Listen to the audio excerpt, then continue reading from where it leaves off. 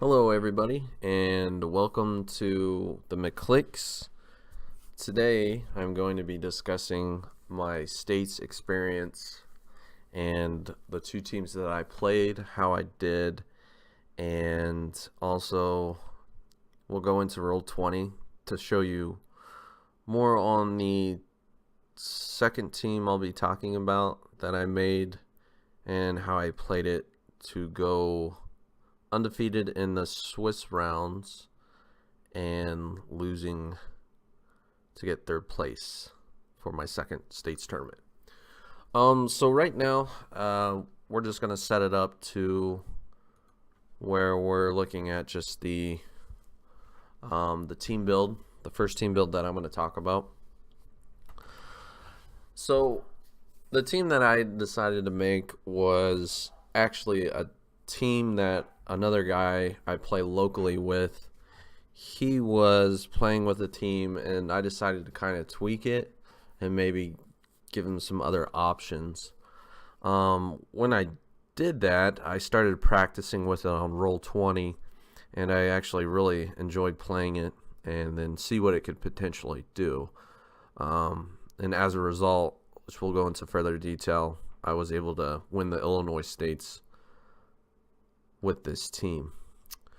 So we'll go down the line here. The team is on the left here. It's going to be Unseen, Sheriff Strange, Vulture, who is the main piece in the set, or on the team, that did the most work. Tri-Sentinel, a Groot, 3 Big Tonys, the Octo Arms, the Gas Canister. Then we have the location bonus for the Stark Tower.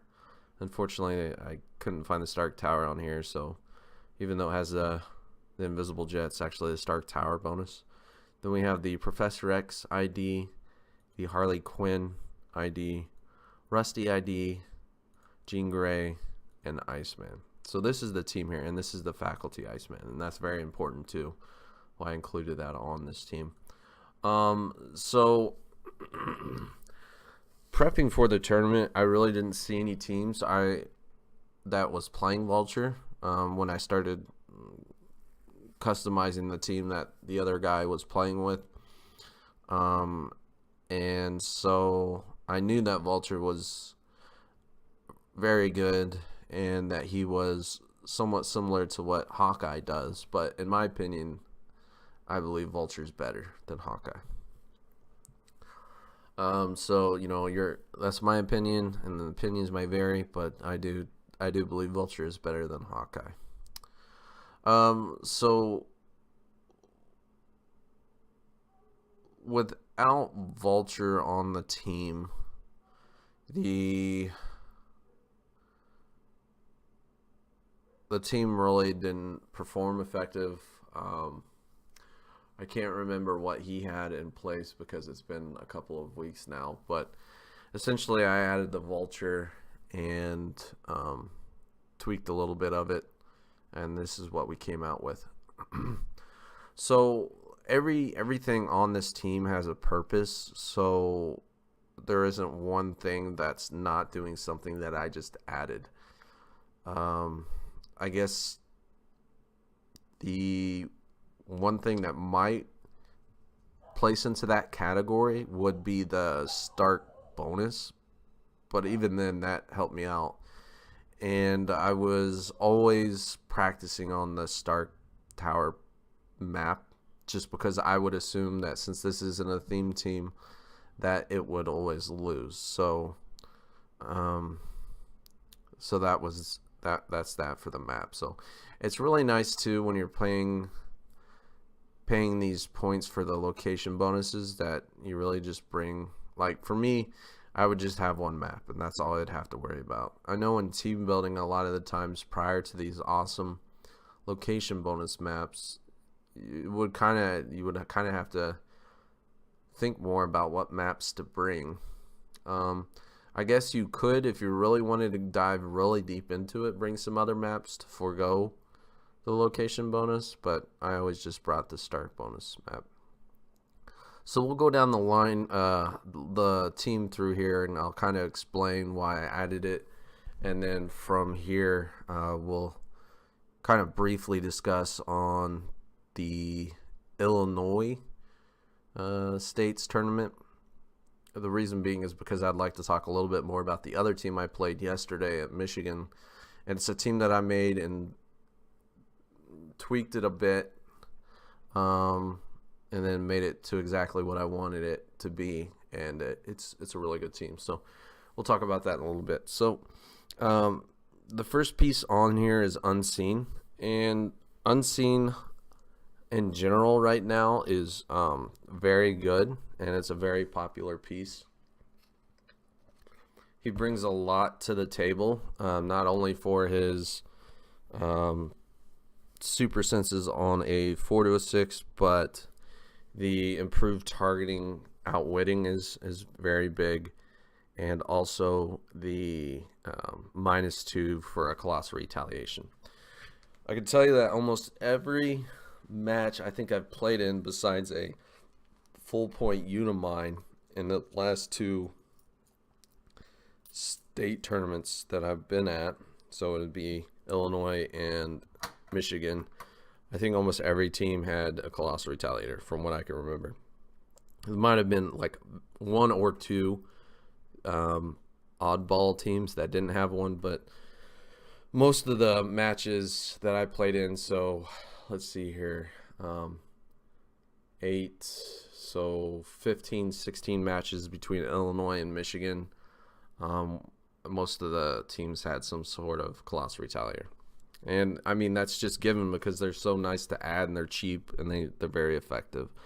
So Unseen being able to -2 the attack of any colossal retaliator was a big deal for this team as well. So the purpose for Unseen on this team was essentially to ensure that if you have somebody choosing stealth, as in Unimine, you're still able to outwit them, potentially, depending on what they choose. If they decide to choose if they perplex up their defenses, you're still able to see them if they're in stealth. So that's a big deal. Other pieces that stealth's kind of big right now and popular on a lot of teams. A lot of people are having pieces with stealth, so Unseen is very good to have for that, as well as the prob. And then the super senses I don't ever rely on, but it's nice to have there. But that's not one of the main reasons I'm playing Unseen on the team. Another big reason is that he has, for this team, he is 65 points, which allows me to call in some of the higher point pieces than 50 points. So as in Jean Grey, and I think I used the Iceman Chase a few times, and then Harley Quinn, I believe, too. So that was his purpose, essentially having the higher points, being able to, the primary reason was to be able to outwit people in stealth, and ensure that certain things happen. So Unseen is just in general on any team is very good to have. Next was Sheriff Strange. So this was a part of his team, and I like Sheriff Strange. The reason being for this team is the leadership and perplex, and also for the walls of battle world must remain inviolate. So having that +2 actions tokens to call in somebody was big, and I like that a lot. So that was another reason. So Sheriff Strange brings the leadership, perplex, and ultimately the kind of hindering your opponent away, allowing with the call-ins and 2 action tokens. So he's got a stop click as well. Decent values on his click that he begins with. Range combat expert, 10-3 with precision strike and 8 range, and he has mystic. So Mystics can kind of be a hindrance or work against you, so keep that in mind. But ultimately, that's what he's there for. Next, we have Vulture, and this is the primary reason for the team and who builds the team. So Vulture is extremely good. He has decent starting values on his click, and obviously the biggest thing that he has is when Vulture KOs a character after resolutions, he can use charge at no cost. So those stack up. I call them charges, but essentially when he kills somebody, then you're getting to charge again at no cost after resolutions. He has charge, sidestep, and then after he sidesteps, you can roll a d6 and on a 4 to a 6. He can use sidestep a second time. He also flies and he ignores characters. So ignoring characters is huge, and it's nice, especially when somebody has plasticity, or you're trying to maneuver around to get him to kill somebody, KO somebody. So another big part we'll talk about is with him is the octopus arms. So that allows him to use flurry and giant reach, and it's also indestructible, which is very nice. So essentially what you want to do with Vulture, if at all possible, is try to KO 2 things with 1 charge flurry attack. That way it allows you to build 2 charges instead of just 1. So whenever you're playing Vulture at any point and you play the Octo Arms, which you should be until they come out with something better for him, that's what you should always try and do. The Octo Arms is nice because it's indestructible, so obviously not being a theme team, you don't have to worry too much about them destroying that. So that's another big part, and it's really what makes him just over the top with what he does. The giant reach +2 it came in so many times in Illinois when I was playing, and it allowed me not to put so much into my movement to get up to somebody. So we'll go back and we'll talk about the whole team in general and how it plays out. So next is Groot. Obviously, it's probably one of the best 20 points you can spend on a non-themed team. He provides the leadership, the Colossal Retaliation, and potentially the 2 Walking Woods. In today's environment, I don't plan on the 2 Walking Woods too much. It's nice to have, but essentially it's a 20-point leadership with a Colossal Retaliation. So at any time I'm building a non-theme team, I always try and include Groot until they come out with something better, because he's just that good. We have 3 big Tonys, of course, for the Perplex, and the Sidestep Underworld ability is quite useful with carrying each other to get to somebody to perplex them up, or to perplex them up. So then we have the Joker's Gas Canister, another great piece, and I've been using it on both of the teams I'll talk about.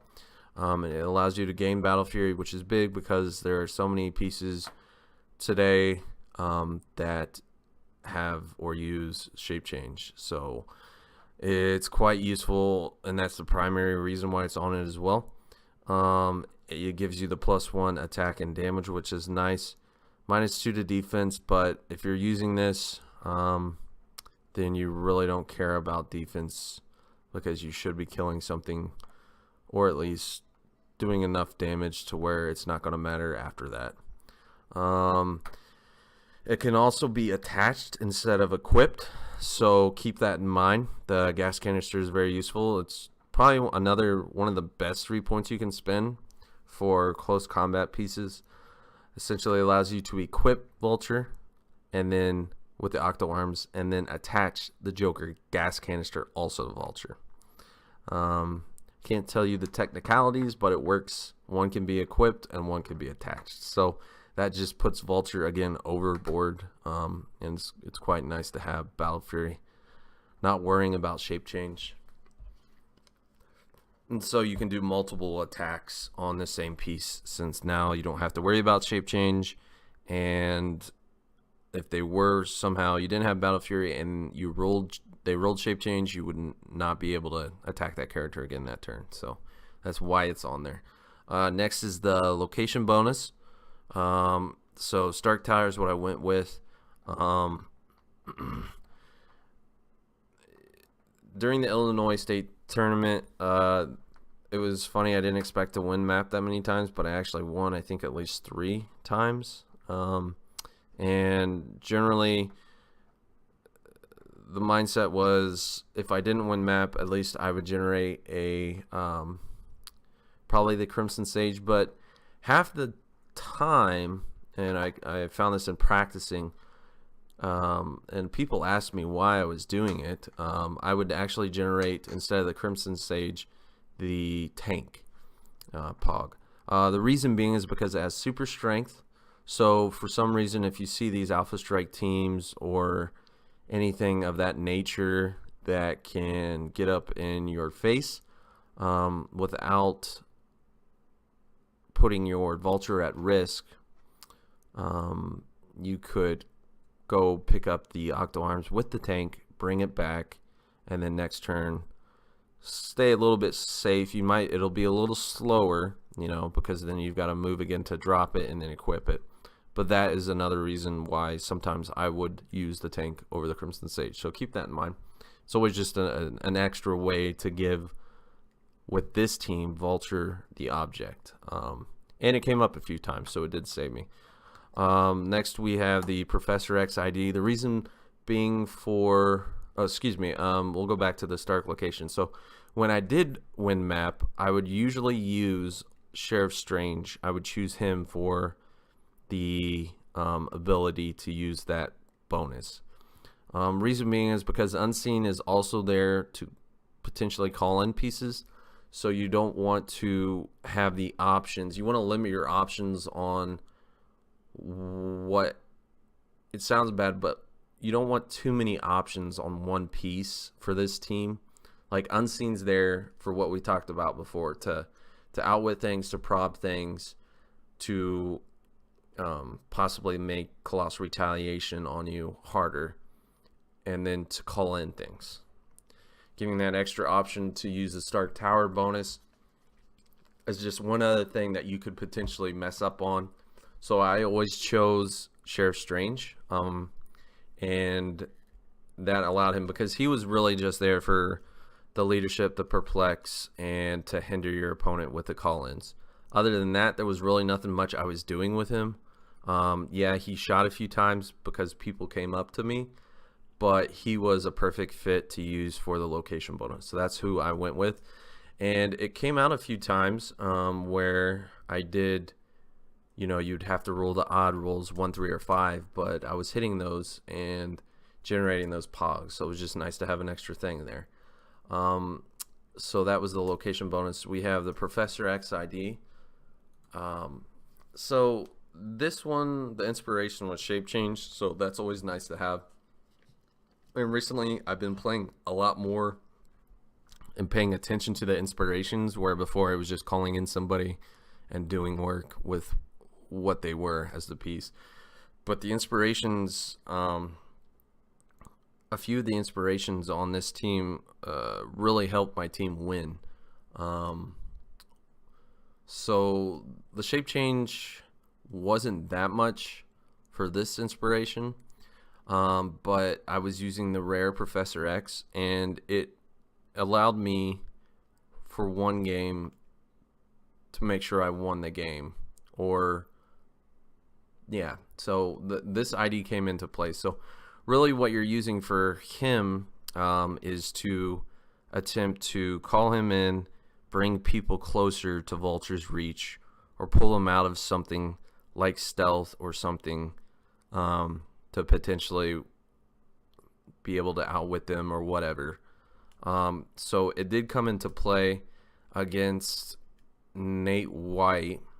So this was probably the highlight of the day for me, what happened. So we will also go into the strengths and weaknesses of this team from what I've found out about it. So the largest weakness for a Vulture team, because that is what it is, Vulture is the piece that makes the team, is him losing charge. or just getting killed. But him losing charge is a pretty big deal, and usually that's going to happen because it is outwitted. He still gets the charge from the trait, so if they outwit the power, there's a potentially that he might still get charged later on. So then don't quote me on that, but essentially pretty much just don't let him get outwitted, his charge outwitted, because if it is, then it's probably game over. So the match against Nate White, I was able to position Vulture, and we'll talk about that a little bit more of how I played it, to keep him safe from what I thought. However, Nate knew what he was doing, and he moved up his unseen to outwit my charge, and then sidestep back into hindering. So that's pretty huge. That's probably one of the best plays you can do against this team, is outwit his charge and then get back into safety, and whoever outwitted him, you want to ensure that he stays alive. And who better to do that than Unseen, because he is still hard to kill. So I knew I was dead in the water there for the most part, unless somehow I got rid of Unseen. And the only way I could get rid of Unseen with my team, and one of the reasons why I put this ID on there, was to use the rare Professor X's ability to not care about line of fire, or for targeting, right? It's worded probably there. Let's bring him up real quick so you can see. So mind control, when he uses it as a range action, he targets all opposing characters within range regardless of line of fire. Alright, so, and we don't really care about making attacks because that's not what he's there for. So essentially that's what he did. He moved up, outwitted Vulture's charge, sidestep back. I was dead in the water. Alright, so my only option was to call in the rare Professor X, perplex up his attack to a 14 with all of my perplexes I have on this team, and hope for the best to move Unseen out. And hopefully he doesn't roll his super senses on a 4 to a 6. It was a 50-50 shot. So sometimes when I play with this team and any team, sometimes I do make the kind of the risky plays, because it could potentially favor a lot more in yours than theirs. So that's what I had to do in this, and that was really my only option, to hope for the best. So I called him in, perplexed up, and then we mind controlled a few of the other pieces that were kind of close by. So I mind controlled Unseen. He didn't hit his super senses. I was able to move Unseen out a little bit because he wasn't hindering. But that's all. Then it was going into play, right? That's all that I did with the Professor X, was just move the Unseen out of the stealth. From there, what I did was I moved Unseen into Vulture's giant reach range, and then Vulture flurried giant reached on Unseen, hoping again that he doesn't hit his super senses. And I'm only doing 3 damage, which means that Unseen should stay alive if he either rolls super senses or I hit him. He's still gonna be alive. So I attacked, I hit, he probed, I hit. I think I probed again, maybe with the, I think I had the Crimson Sage that time, whatever. So I hit, and then he rolled super senses, he missed it, brought him to 4th, flurried again. This is what would bring potentially the charge back, and that's what I was hoping for. He missed the super senses again and killed Unseen, which brought the charge back to Vulture. From there we built up the charge, and then now Vulture just went in and killed another piece and built up charges. So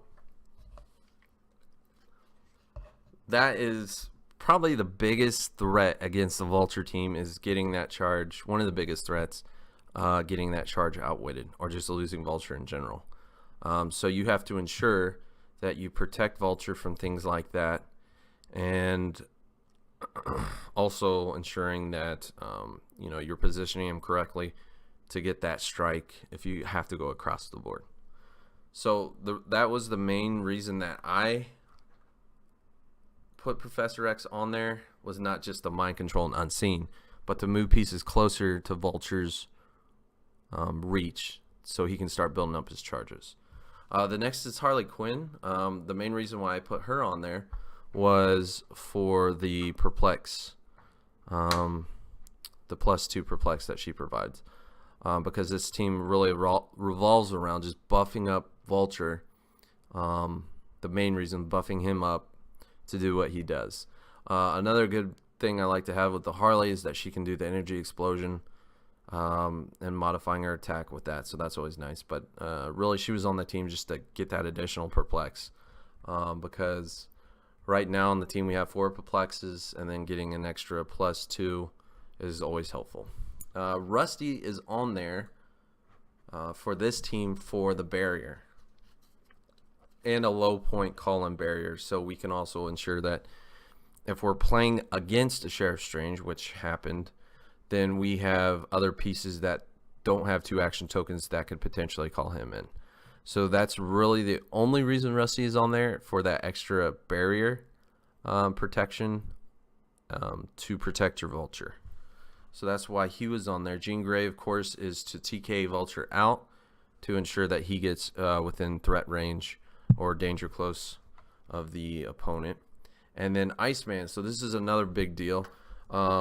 So the faculty was chosen because of the inspiration, and only the inspiration. It's nice to call out, a Chase Iceman with Pulse Wave, or the uncommon, which could potentially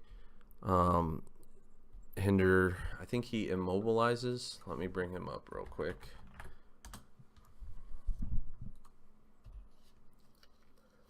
Yeah, so is this the one I'm looking at? Yeah. So the hit target gains immobile. So that's another option. A little trick you could play, but ultimately it was just for his inspiration. And I would say probably 60 to 70% of the time I was doing this every game. So from there, we'll just go into why I did that, and then talk about the strengths and weaknesses because of why. Since we already talked about the team in general and how it was built. So the inspiration allows you, since we have leadership, allows you to call somebody in and then use, if you position correctly, use barrier 3 times, right? So you call Iceman in with inspiration, ensuring that he is, when he is brought in, adjacent to at least 3 other characters, and then they can also use the inspiration. So then they barrier. So a lot of the times what I would be doing was calling an Iceman next to Tri-Sentinel, who has a 9 range and is colossal, a couple of Big Tonys, and or somebody else nearby. So that essentially allowed you to, positioning correctly, put 1 barrier all around Vulture, right? 1, 2, 3, 4, and all the 4 squares, and then protecting your other team, or double protecting Vulture, closing off areas, and just hindering and protecting the Vulture. That's what you want to ensure, is to protect your Vulture, because it's not that hard to get Vulture wherever they're at across the map with everything that he has going for him. So that's the only reason the Iceman ID is on there, but it's one of the most effective. And of course, it worked a lot in my favor to ensure Vulture stays alive, no matter who you're playing against, right? Because barrier is a big deal. And going forward, I think barriers, you're going to see a lot more barrier now, just with everything. You'll have those few cases where Iceman or Cyclops, the super rare, can shoot through barrier, but you just have to ensure and know what you're going up against to possibly double barrier in front of Vulture, or however you deem necessary, but ensure placement is correct when you use the inspiration. It's not really hard, especially when you have the Big Tonys with sidestep. So yeah, that of course was the reason why he was on there. And just to caveat off with the Big Tony sidestepping, the Underworld team ability is so nice on these guys, because there were times, a lot of the times in my match, where If your opponent's moving one way, you've got to reposition to ensure Vulture follows suit or can get closer when they move, right? And so being able to sidestep carry, and getting those perplexes on Vulture, it's really nice. So Big Tony is for his mobility and being able to perplex with the sidestep underworld is great. So that's another thing to bear in mind with this type of team.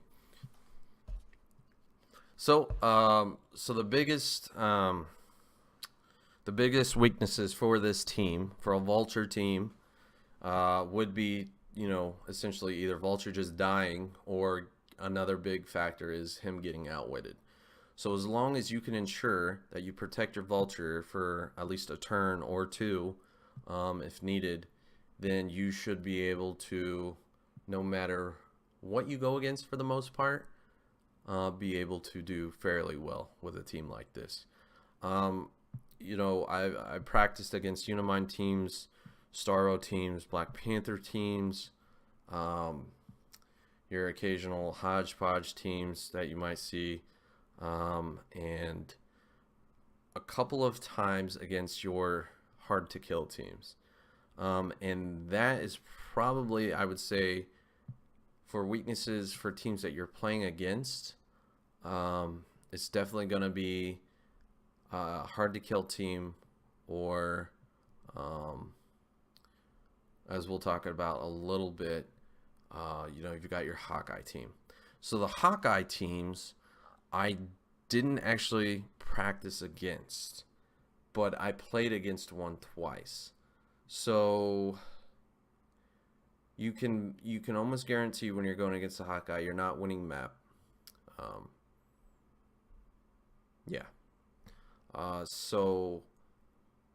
But we'll talk about that in a little bit, about how I was able to beat a Hawkeye team against the same player twice in a row. So those are the really kind of the big weaknesses I want to talk about on this team for Vulture. The strengths, of course, is Vulture being able to, we'll go to Vulture right now, being able to be perplexed up.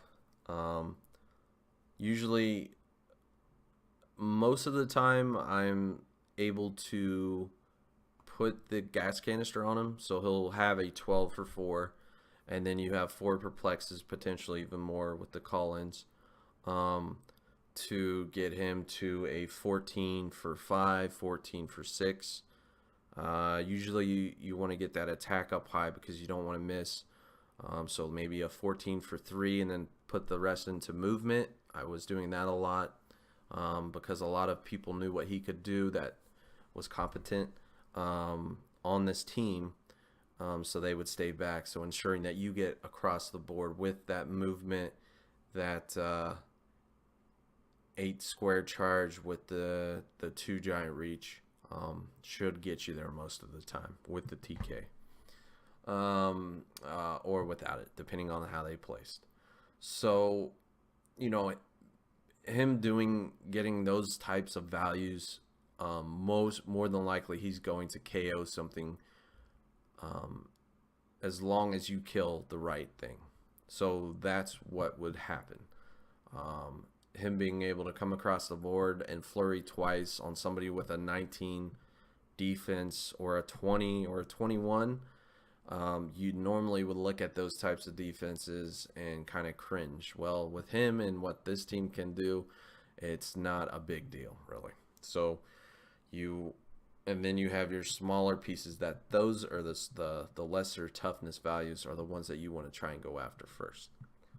So him being able to just get those types of values after he kills something, being able to use it again and again, even on the same target, if he has enough charges stacked up, that really is why I think he is better than Hawkeye.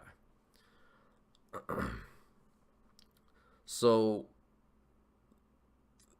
that is really the strengths of this team, is that I was clearing teams out on turn 2 or turn 3 with him, and not worrying about anything else. And this is all a 50-point piece with your Octo arms. So 60 points total doing the work there. Killing out full teams, full Unimind teams, killing monster whales teams just in one turn. It's disgusting, and I felt bad playing it, but it was so much fun if he built his gas up and started just going wreaking havoc on the team. Um, so from there, we'll talk about kind of briefly the matches from what I can remember. So the first match in Illinois, I was up against Matt G. So he was playing a Monster Whales team. So he went to the underground map, which of course probably that map, any blocking terrain map's going to hinder a team like this a little bit. But the reason being, on my team, I chose to have Tri-Sentinel on the team was to ensure if something like that were to happen, you can have your Tri-Sentinel, which will come into effect later, just come up and run through walls to get that line of sight that you need for both Vulture and your TK. So I wasn't too worried about that. However, that was the first match of the day, and he ended up just being very aggressive coming up. Unfortunately, I couldn't get the Octo Arms as quick as I would like to, so from there it kind of just went in his favor. So we lost that one. No, usually the first match is the one that you want to lose. So that was that. A few things while we be talking about these matches. Another thing, a strategy that I was using was you have the sidestep potentially ×2 on Vulture. So I wasn't banking on it, of course, which isn't a big deal. But normally on a Vulture team this team that I was playing is I would sidestep out and then roll to sidestep again. If I hit it, good. If not, no big deal. But if you hit it, then you sidestep 2 more and pick up the Octo Arms on your first turn because he has super strength, right? And then from there, you then equip on first turn. So that you can't bank on that, but that is a great option to have. Now, if I didn't hit it, I simply would just move, pick up the object, come back, play it safe, protect Vulture, and then do my thing with barrier and what else to keep him safe. Alternatively, like I talked about earlier, you could also have the tank just come up. Generally, I would sidestep up always to see if I can get that second sidestep. Sometimes it would either just be Vulture coming up and taking it back, or alternatively, we talked about using tank to move up, grab it, bring it back, stay safe, depending on the type of team you're playing against. So that was that whole scenario, and something that you can look out for or play with if you're playing the team. So the matches from there on out, it was just wins every match. So Vulture would just do his thing. You would usually always plan on losing map, of course, but with this team, you should still be able to get that object, bring it back, and equip Vulture. There were a few teams that playing this team, you'll find that you like teams that have a lot of stuff to kill, right? The one-man armies or the lower, the fewer characters on their teams is going to hinder what Vulture can do. So the more the merrier is how you look at this team, and that's what you want, because you want him to build up charges. So I can't remember all of the matches up until we start getting into the top 8, but essentially Vulture did what he did. We had a mirror match, and essentially if you're playing a mirror match with a Vulture team, usually it's defined, the win is defined by whoever goes first. And the mirror match, I was able to go first and equip Vulture, come back, then the other person does too. Now, if you're playing mirror matches, alternatively, I would suggest that to think about not even, if you're going second, not even equipping Vulture, and then potentially just getting him out there and trying to KO something important like Vulture. But generally what you would do is you would perplex up your Vulture's defense by 3 to keep him safe as well, or 4. just in case, and then bring him back. So the Vulture mirror match was essentially I went first. I was able to do things quicker and then come over and take advantage. So with this team also, when you're playing a Vulture team and it gets its gas going, and you're doing good, usually the game's going to be over pretty quick, unless you're facing like a one-man army team or a hard-to-kill team. So it was just wins after that, and then we had top 8. The final match before the top 8 was a Hawkeye team. So this was the one I was a little worried about. Prior to that was the Nate White match, and that one was, kind of got me a little tilted because of what had happened. I ended up winning, but the unseen not hitting super senses 3 times kind of was pretty crazy. So then I played the Hawkeye team, which I never practiced against, but understood the team. So so obviously he won map, and then he has to equip and everything, and then from there everything went really well in my favor. I was able to sidestep twice, equip, barrier around Vulture. That's what you want to do. You want to protect him.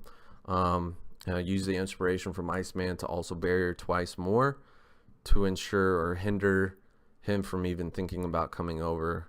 But generally they probably will anyways. But as long as you can keep Vulture safe, you could probably do some work. So that's what happened that game. I think he just kind of played it safe, and then from there, I think he should have been a little bit more aggressive. I was able to come over and kill a few of his Colossals.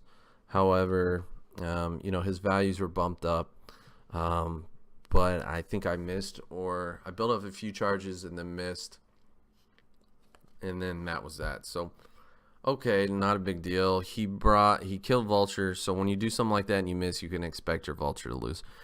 From there, he killed Vulture and moved up, but his rolls weren't great, so I took advantage of that, and I think I ended up Colossal retaliating with Groot once, and he brought over his Colossals, and then ended up me having like 4 or 5 Walking Woods out because of all the attacks I was making with just Groot. And then from there it was just downhill for him because his Hawkeye died, and then having like 3 Walking Woods adjacent to a Star Fox, it really just it was so much in my favor. So that was that. So I kept that in mind, and then top 8 I faced him again. Same concept in play. He won, of course. The matchup didn't go in my favor as much this time. I wasn't able to get the double sidestep, and I had to play a little bit more defensively, a lot more defensively, because I knew he was coming over. So I was able to protect Vulture, but essentially almost all of my team was killed besides Vulture, Unseen, 2 Big Tonys, and I want to say maybe the Tri-Sentinel, or he might have died too. But the mistake that he made, and he could have won that, was that he chose to shoot Unseen first instead of the rest, like the 2 Big Tonys and the Vulture and the Tri-Sentinel, I believe. And so Unseen rolled his super senses and nailed it, and that was it. So from there, his placement of his other pieces was in range of a charge giant reach from Vulture, from my starting area to his starting area. I think I had to perplex up movement once. So from there, we used the Big Tonys to perplex up Vulture's attack and movement and damage. I think, or a movement and attack, and then I called in a Harley to use the other +2 perplexes. And then essentially I just destroyed his whole team with just another 50-point piece. I was able to get 2 charges with 1 attack off of 2 of his Colossal Retaliators that he brought in. He should have not have attacked Unseen first, or when he did. He should have cleared out the rest of the team that I had, and then he shouldn't have Colossal Retaliated. Because if you feed a Vulture team, he's going to build up charges and destroy you. And that's what happened.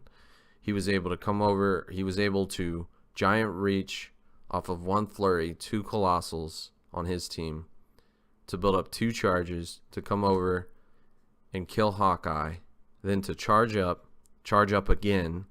So charge, not attacking, just charging, and then charging again to attack, destroying a few of his pieces, charging over again to his sideline and destroying the rest. And then it was really just a Captain America he had left that was just in the water. So he would have won if he didn't make those types of really crucial mistakes. From there, it was against, let's see, who did we play against next? That is a good question. Sorry, I can't remember that, but we won that game too, and then it was the final match against Adam Friedman. Adam Friedman was playing a variation of a don't die or a hard to kill team with Isaac, and it was a really good team, and it was probably the team I was scared of the most. So the play that Nate White made was the one that I was scared of the most and was the highlight of the day with everything that happened. But Adam's team was the one I was scared of the most, even though Hawkeye was it is a good and scary team. Playing a hard to kill team with Vulture can really hinder or stop everything that you're trying to do. So really what caused me to win that game and ultimately the tournament was the placement Adam did with his pieces and not using barrier. So another thing that you have to look out for is if your opponent is competent in his team and knows how to play against a Vulture team. So barrier is another big deal against this team, because obviously Vulture can't kill anything because they're behind barrier. Then it can really just squash everything you're doing.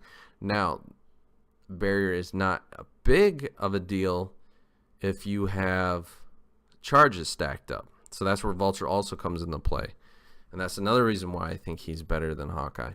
Because if you have charges built up and somehow they decide to protect their pieces, you can always just charge in and destroy a wall or a piece of barrier or whatever, and use your other charges just to get the attacks to stick. So Adam placed his pieces, or his Pog, a squishy Pog for Vulture, up just enough to where if I can kill and get at least one attack going across the board, that's all you need with a Vulture, as long as they're not playing a hard to kill team for the most part. So I knew with this type of team and the player that he is, really my only way to potentially win is have faith in knowing what this team can do and go for the play. So I caught him on it. He moved up his Lord Gaia Pog and did not use barrier. So with him not using barrier and moving Gaia up, just in reach of the Vultures, +3 to movement, charge, and giant reach, I was able to kill that Lord Gaia. So whenever you play a Vulture team, you need to ensure that you can get to, you usually want to kill something that's easy to kill. And on his team, the only things that were easy to kill were really just the Pogs generated by Isaac, because he was playing with Joker. He was playing with Isaac, who also has a stock click, a Sam Cap, who's got combat reflexes, and some iron hearts. So you're not killing those things. So I knew in order for me to build up the charges, I would have to try and get those pogs. And it was like a light shining down from the clouds. I saw the pog. I calculated the movement, and I knew that if I could get one of those off, then I would be able to somewhat have a chance. And that's what had happened. He actually generated the other pog, the Stellarax pog. And so I knew if I can get to Gaia, then I can definitely get the Stellarax and then keep building the charges up. So that's what had happened.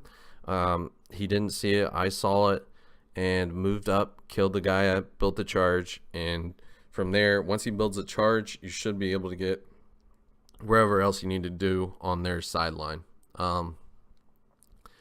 So that's what had happened. I killed the Gaia. I killed the Stellarax. And then I went on his Isaac. So I knew, I think I had 2 charges built up. 1 or 2. So I think it was 1. So I knew that it was pretty much banking on a super senses, but I have flurry. So I hit Isaac. He lost his super senses, and I knew Isaac generated pogs, which meant that's great because now I'll be able to kill those again and get more charges. So that's what had happened.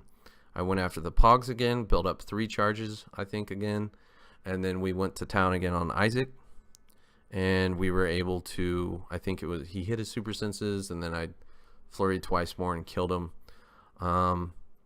But yeah, so, and then from there, it was just going on his other part of his team. So it was pretty much over from there. Another big thing to make sure that you remember is that Vulture, as long as he's on his top few clicks, has super strength, which with close attacks causes knockback. So it's another way to get around some types of stop clicks. So remember that because it will help you. And playing on maps with elevated, like the Stark Tower map, you could potentially knock somebody off with the flurries to deal more damage. So it's another great thing that Vulture can do. Sorry, the other match in the top 8 I remember now was against Matt G again. And this time he played a little bit more passively, and I think that's what caused him to lose. Because all of the Colossals he had, he was playing a Whales monster team, was just you know, meat for Vulture, because he's going to be able to hit those 16s on the Carnages or the 18s, you know. So he played a little bit more passively, and I was able to TK Vulture out with all of his crazy values and just go to work on his back line. And essentially that team was killed in, I think the match didn't last more than 10 minutes at the most. But he lost his whole team with just a Vulture. So that just shows you what that piece can do as well. So yeah, from there I won the States tournament. There was a good amount of strong players there. The location was great, and the map is pretty cool too. We'll go over the map at the end. So that was my States win, and you know, this team is great. I like it a lot. I like Vulture. There's variations to this team other people are playing, but I wanted to go through with you guys on each piece that I chose and why I chose it. Or really it was just a tweak to another player's team, but then kind of coming up with an explanation why these pieces are on here and why I didn't remove them. So, I mean, really just Vulture in general is just so crazy good. But like I said, the biggest things you have to ensure is that he does not, you protect him at all costs, whether it be with barrier, perplexes on his defense, line of sight, whatever. Just ensure that he stays alive, and whatever team you're going up against, except the few that we talked about, you should have a good chance of winning with this piece. So just make sure he stays alive. You'll have fun with it. You'll feel bad if you're doing well because that's what this piece does. So, all right. So that was my state's win. We're gonna go over to the other team that I'm gonna talk about, which is the team that I created 3 weeks ago. Well, I've been modifying it here. Really, there was only one modification to it, but I went to an ROC qualifier 3 weeks ago, and the original team was Iron Man, Hulk, Stasis Spider-Man, and I think one last Giant Girl. At the time, I knew what I wanted, but I didn't have the super rare Captain America until I got him back. And then from there, so the Rock qualifier, I placed top 8, and then I lost. But this team is a lot of fun, and it's very good. I call it the Stark's Avengers team, and with Iron Man, he's got some great keywords. Hopefully this doesn't change anything. There we go. Armor Avengers, Earth X, Robot, Scientist, and Stark Industries. So one of the biggest keywords right now that's good to build theme around and everything is Avengers, of course.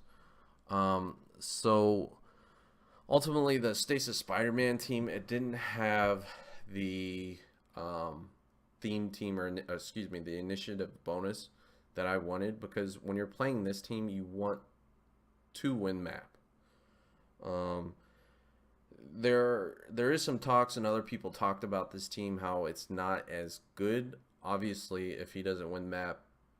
But we'll talk about how yesterday at the Michigan State Tournament, how that was not a factor for me. So we have Iron Man, who is just a great piece. He has a stop click, and he becomes a beast on when he hits the stop clicks. So that's really good. We have the Hulk.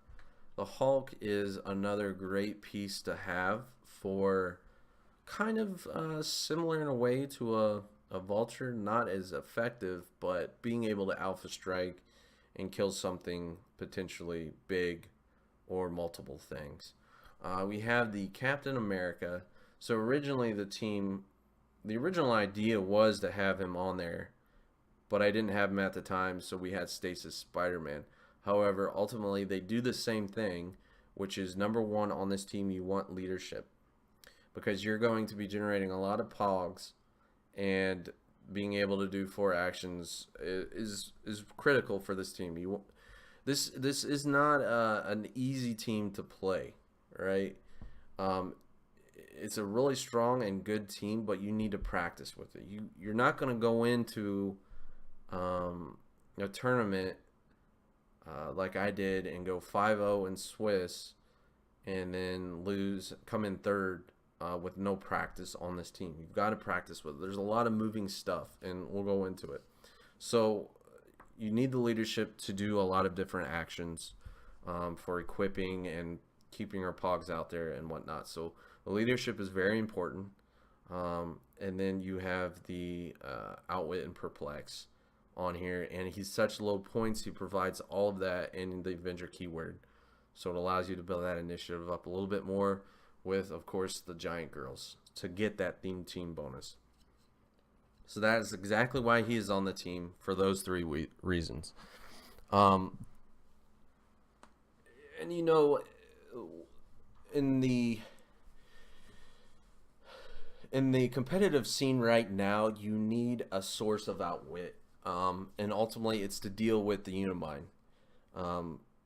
That's really what it comes down to.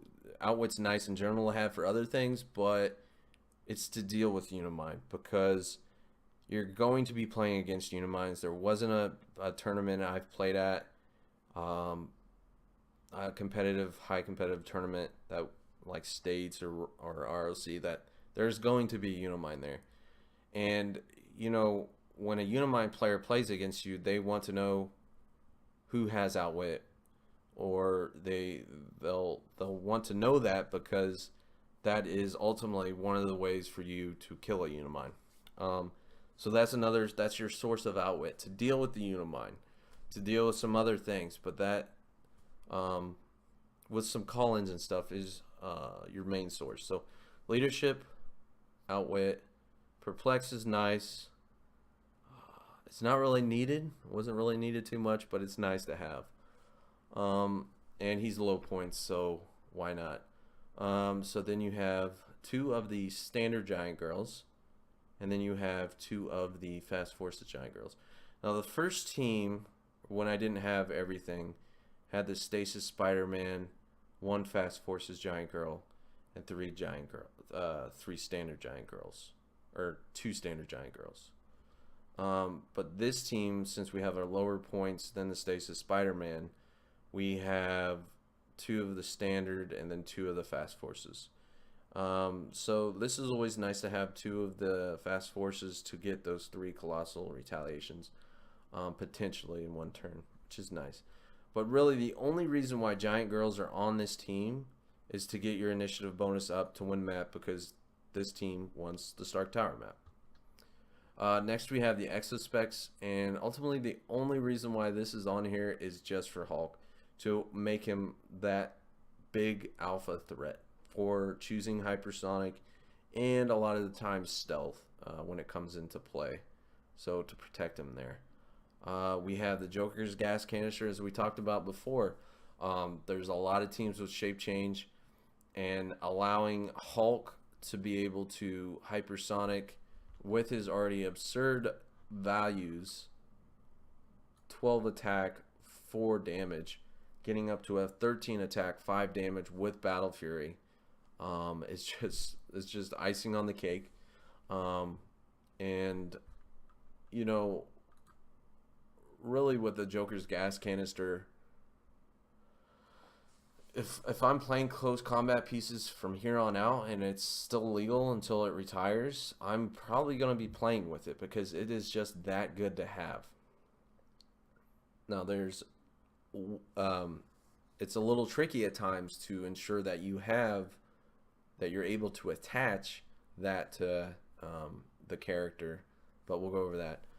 So then we have the Stark bonus, so this would actually be the location bonus instead of the invisible jet.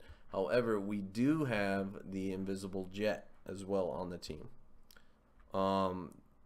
We'll discuss that more on what we're going to do is go through the team again and then go to roll 20, and I'll show you everything why we have that on here. But ultimately the invisible jet is a great piece to kind of deter or prevent certain things your opponent's trying to do. And that's what I use this for, and you'll see later on. We have the Jean Grey for an extra source of outwit, but ultimately it's for her TK to get Hulk up to do what he needs to do. I chose the Cyclops, and since I've been playing this team for 3.5, 4 weeks now, this is the only thing that I would potentially change. Cyclops and Jean Grey IDs for any team in general is just great to have. You'll be facing Star Foxes and other things with super senses, so having that chase Cyclops there is always great to have, as well as the super rare to potentially destroy certain objects if needed, or using him as a secondary attacker, which is always good, and to ensure that he gets off the map. So and then we have the Rusty ID, and to reiterate with Rusty on this team, I think I'm starting to like this Rusty ID call-in a lot more over other things, just because of the current environment and what he brings to the table. He's low enough points that multiple things on this team can call him in. He provides the barrier for protection, and also his attack ability. So here he has penetrating psychic blast. So on the Vulture team, it wasn't a big deal. We were using him just for the low points, the barrier, that was it. On this team, he's also using the barrier, the low points, but he provides penetrating psychic blast, and then when he hits, you can give that character a fire token if it already doesn't have one. And then characters with a fire token have, at the beginning of your turn, deal this character one penetrating. So another big thing with Rusty is that he is able to possibly kill stop click pieces, and more so with unseen, or not unseen, excuse me, Unimine. And that came into play in one of the tournaments where usually this team, and with Hulk on it, really it shouldn't matter too much what you're playing against. Even the strong stop click pieces, Hulk should be able to get that piece to at least a stop click, hopefully. If not, I guess it depends on what the character has. Impervious, a super senses, whatever. But like a Unimine, for example, a full point Unimine, getting him to that last click with the Hulk or whoever else, then calling in a Rusty to running shot, penetrating psychic blast, or before the stop click, and then he hits the stop click with Rusty, applying that fire token at the beginning of your next turn. Before he goes away, you can activate the fire token, which pops the Unimine, right? So that's great to have. So Rusty starting to become a favorite of mine on a lot of teams. So yeah, so that is the team. Iron Man being able to use that in conjunction with the location bonus is just it's so much fun, and it's very good. Every pog that he generates is great for what they do. Usually at the beginning of the game, I would always generate a monolith and a steel bow pog. One is a flyer with sidestep, and one is a giant with sidestep, and we'll discuss here shortly. You'll see how that works out. So most of the time when you're winning map, that's what you're playing with for this team. Most of the time when you're not winning map, you're generally going to pick Crimson Sage, just because of the pog, and usually you're still starting with monolith and steel bow. So this is the team. We won't go into too much detail. I mean, Iron Man does what he does, right? We should all know that.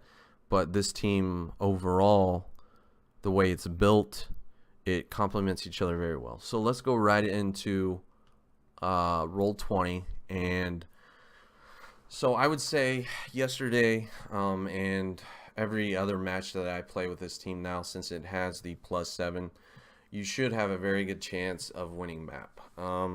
There were a few times yesterday I was playing against a +10 theme team, which obviously I didn't win. And then you had ones that were equal, like against PJ, who had also a +7 that I lost to. So with this map, you're more than likely going to win map. So the first thing, and we'll get this out of the way right now, is the reason why you have the invisible jet on this team, and with this map, it works so good. So let's say, for instance, your opponent chose this side, right? So you do your setup and whatnot. Okay, great. So generally what I would do was I would put the invisible jet right here. Okay, so that's going to hinder their movement somewhat from coming into the middle. They can still go to the sides a bit and whatnot, but ultimately this is a pain to work around. And on this map is very painful for a lot of people to be playing on. Not so much when you have Iron Man on the map. So, and same thing here. If your opponent decides to come on this side, you can just cut off this whole area right here, right? So now they have to move, unless they have phasing or something, around to the side. So this whole middle section is cut off. This can also, if the starting area extends out, you can also place it down here and it will have the same effect. Over here, maybe not so much, because you have to work in conjunction with their extended starting area. So it could still hinder them like that. So yeah. You can also place them on the sides. So if you want your opponent and yourself to kind of work, if you want them to force them in certain areas, that's always good to have. So that's why the invisible jet is on here. It's to hinder your opponent and make it work in your favor. And this jet on this map is very good. Okay, so from there, normally the setup would be, it doesn't matter what side. If you're playing on this map, they're not going to be able to generate their walking woods, which is nice, because usually you'll have your giant girls taking up the whole starting area. Generally, you're looking at something like this, or you can change those around if you want. Like this, or you could do all over here if you wanted to. I think generally this is what I would do. So you got your starting area filled up, right? So, don't have to worry about walking woods. That's not really why they're on here. Like I said, it's for initiative, but it's nice to have something like that. Usually you would, you would have your Iron Man and Hulk here, your Captain America down here, and your Exo and gas canister in the same square, or a different square, whatever else suits you. I would usually put it in the same square. And then we would start with our pogs. So you'll have to look up the ruling, but essentially, beginning of game effects, Iron Man is still allowed to start with 2 pogs as well as his normal generating pogs. I'm not going to go into too much detail on how exactly every turn worked, but essentially these 2 pogs are very important to start with, because this is how you're going to maneuver around the team, since they both can carry Iron Man and Hulk and potentially Captain America. You should be able to equip the Exo turn 1 on the Hulk to give him that stealth / hypersonic, and then from there it's just sidestepping, carrying, getting Iron Man into position, and getting Hulk into position to where they work well together. All right, they work well with the call-ins and everything else. And then the trickiest part of this team, like I said, you have to practice with it, is to allow, for the most part, is to ensure that somehow one of the giant girls, since they have 3 damage, is adjacent to Hulk while they KO the gas canister. Alright, so that's the biggest thing. You could go over here, and we could have like sidestep carried like this, carried him there, still have line of sight of the gas canister, so next turn you would be able to bash the gas canister, attach it to Hulk, and Hulk's in pretty right now. So this team isn't a Hulk team, and this team for the most part is an Iron Man team, but it's got a lot of different things going on here. You have your Hulk for your Alpha Strike if needed, which came into play a lot, I'm not gonna lie, but you also have Iron Man, who's bringing in the pogs, causing conflicts on the opponent's team, trying to snipe colossals, do whatever, get in the way. A few things that you'll find when you're playing this team is that Iron Man is going to potentially, when these pogs die, and they're going to die because you're going to start getting so many of them, it depends on your rolls. So when they die, you roll a d6, and on a 1 and 2, Iron Man takes 1 unavoidable. Most of the players, and I don't blame them because I would not either, will not try and kill the pogs to kill Iron Man.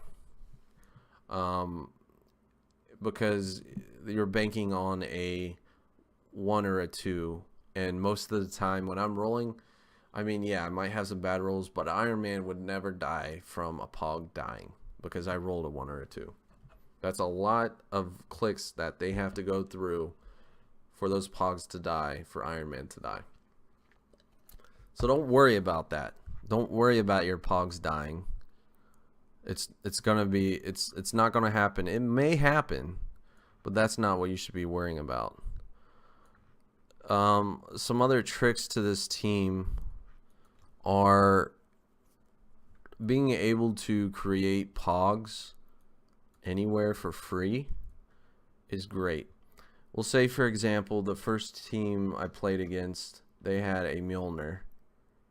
I think it was right here. Yeah, a Mjolnir right here. I was able to roll a 1 and get Tank out, who has super strength. Move him over here, pick up the Mjolnir, and come back. So this strategy of creating pogs and then taking your opponent's objects has really helped me and this team, and it happens more often than none.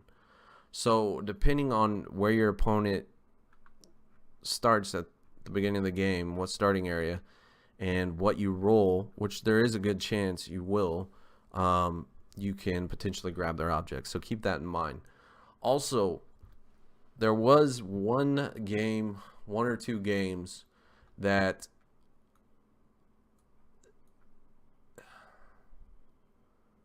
after they chose the side that they were going to play on. So let's see here. I think 6. Let's see here. 1 and 4. Okay. So over here, so Iron Man can start the game with 2 of the 3 pogs from his card. It's usually Steelbow and Monolith, like I said, but also Sting. Now, there was 1 or 2 games where the opponent was over here, and I think 4 is Steelbow. And I opted not to start with Steelbow.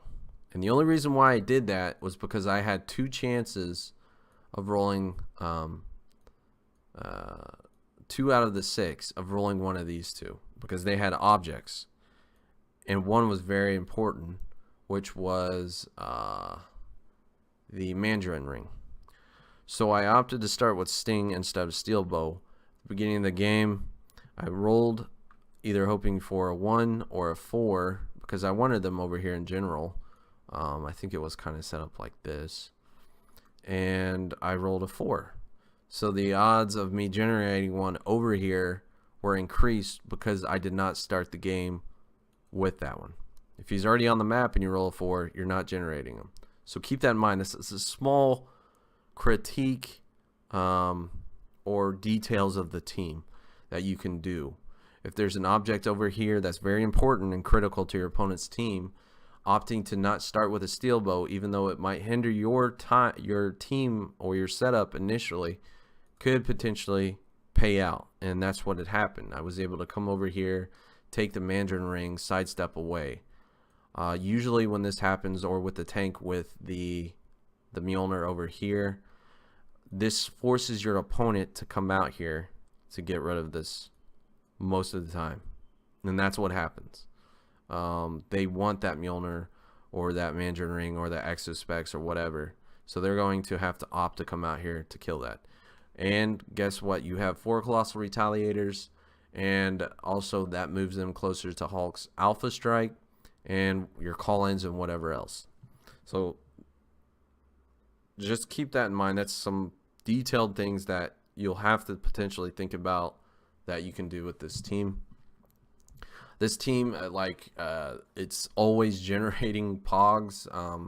Usually, I would say about half the time I'm getting almost all the pogs out. It depends on your rolls, really, but usually at least 4 or higher. Also ensure that sometimes you might want to KO the pog. And maybe one of the big reasons is that you want to be able to free roll again to generate a pog with no action tokens. Now keep in mind, you're risking hurting your Iron Man, but like I said, that shouldn't be that much of a factor. So that's another thing that you can do. The map is with back to the Alpha Strike with Hulk, you have to ensure that you place correctly to get him over. This is also a hard map to play with this team. It favors the team a lot. It works well with the team, but another thing it can work against you is if you don't place right. So it takes a lot of time to practice to get that Alpha Strike with Jean Grey and Hulk, depending on what they do. Also, another great thing is that Iron Man has barrier, so he can barrier and create a lot more protection on this map than, say, the Vulture team. So that's another big deal there. So yeah, so I wanted to go over this team. Okay, so also we have the Super Friends here. With so many pieces that you're generating and creating, there were a few matches that I actually I don't think there was one match that I was able to create a Super Friends that I remembered to use my Super Friends. I can tell you probably there were at least two matches yesterday I missed at least 3 times, but forgot about the Super Friends. So ensure that you have the Super Friends. And the reason being is because you're going to be creating a lot of pieces, and you might need that Firestorm or that Green Lantern, Wonder Woman, Flash, or even a Batman. That's why he's on here, is to outwit. So you're going to be making a lot of attacks, or you need to miss to bring them out. So you have the pieces, the amount of pieces to miss. So that's another great thing, is that you create stuff to potentially get Super Friends out. Now, Super Friends are great to have, but they're also very bad to have against you. So remember that, because that's just more points potentially you're giving to the opponent. Okay, so really this team, even though I won with the Vulture team, this team is what I'm proud of, and it is so much fun, and it is a very strong team. Yesterday in Michigan, I was the only I was 5-0. I played against some really strong players and teams. Ultimately, there was a few misplays. The match against PJ that I lost in the top 8, and really I think we agreed on, and I emphasized on after just thinking about it, is that matchup against his Alpha Strike robot team, soldier team, was really determined on who won map. And this just comes back into play with this team and not winning map. So not winning map with this team is more painful, but it's not like what people think. It's absolutely bad, right? It's not. You still have your Alpha Strike with the Hulk. You still have strong pieces and pogs that you're going to start with 3. You get to start with 3, and they're great. All of these pogs are great, all right? And you still have a strong sideline and everything else.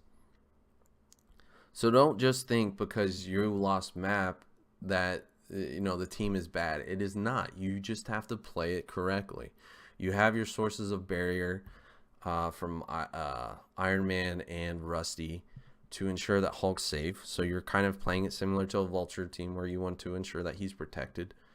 And, he's going to help you win those matches that you don't win map. I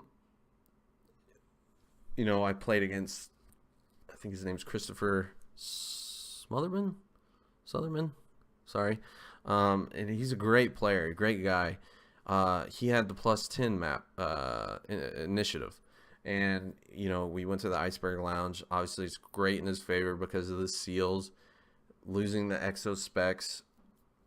Any team that you lose map against, they see the Hulk.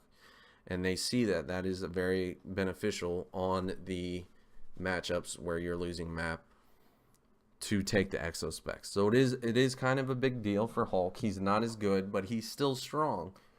He can still move over and do a big Alpha Strike. So playing against him, I knew I was going to lose exospecs or at least slow me down, and that's what had happened. I took a turn to destroy the seals that took my exo and equip. Same thing came up in PJ's game. He knew exactly, what needed to happen, and so you took the exospecs. Just because you're losing map with this team and you're losing the exospecs still does not make this team bad on not being on Iron Man's map. It's still a great team. You just have to ensure that you play it correctly. You still have a very strong piece, Iron Man. You have your Captain America, you have your Collins, and you have your Pogs and your Colossus Retaliators. Now, I will tell you, obviously, not winning map, you're going to be playing against like Hawkeye teams that could potentially destroy this team. But it all comes down to how you play and set up against these other teams. The Hawkeye teams, barrier, other sources to ensure that he doesn't hit everything or kill your whole team, or that you're able to counteract and do whatever to get points up. I will tell you one thing was with playing with the Hulk and you have the exo specs, that is 62 points. You need to ensure that if you do use the Hulk for the Alpha Strike, that you kill more than 62 points. Because anytime I play with this Hulk and I use the exo specs, I ensure that I'm getting at least more than 62 points on what he does for that one turn. Because after that, you can expect him, if they're able to, he will die. There's no getting around that. You do not plan on him staying in there to do whatever. He will die. That's what you should always get in your mind and think about with that Hulk and exo specs. So always ensure that you're getting more than 62 points. And that's what happened. There was a double unseen team, and I had to bank the fact that with this team and the way the match was going, I had to kill that unseen and hope for the best. And hope that he doesn't roll super senses. What, 3 times? 3 times, because I was able to have my exo specs. So that's what had happened. So the unseen died, so that was 65 points to 62 points. From there, then it's in your favor, and your opponent has to counter that by trying to get more points than you. So it just comes back to just simple getting more points to win, right? So that's another thing to think about with the Hulk. Even on this map, if you go over with the Alpha Strike, you have to ensure that you get the kill or you get more points than what he will be when he's killed. So from there, this is the team. I love this team. It's so much fun to play, and I'll probably keep playing it and potentially doing well with it. With any team, there are weaknesses, of course. One, the weakness is, yes, the not winning map is kind of a big deal, but it doesn't mean that it's a bad team whatsoever or it's absolutely done. No, there's other sources. You have your Alpha Strike, you have some good Collins and everything else in the Pogs. And, Iron Man came out a few times. Very few does Iron Man get to become the big beast that he is on his other clicks. He's usually getting there, doing something, and then he's going to die, or he's just going to die. Which in effect, that's what happened against PJ. He was able to kill Iron Man in one turn, getting to the stop click and past that. With a team like an Alpha Strike team or something else. So if you have a smart player, they might go on the Iron Man, but you have other options as well. So keep that in mind with this team. But this team is a lot of fun to play. It's very good. And feel free, to ask me questions or anything else about it. Like I said, I like this team. I call it the Stark's Avengers team. Stark's Avengers. There might be a few tweaks. Like I said, I think the only thing maybe I would be changing is Cyclops. I would probably still keep the Invisible Jet just because it's so good on this map. And like I said, with close combat pieces, Joker's gas canister is wonderful to have right now in today's environment. It's just wonderful to have. Try to always use it until it gets retired.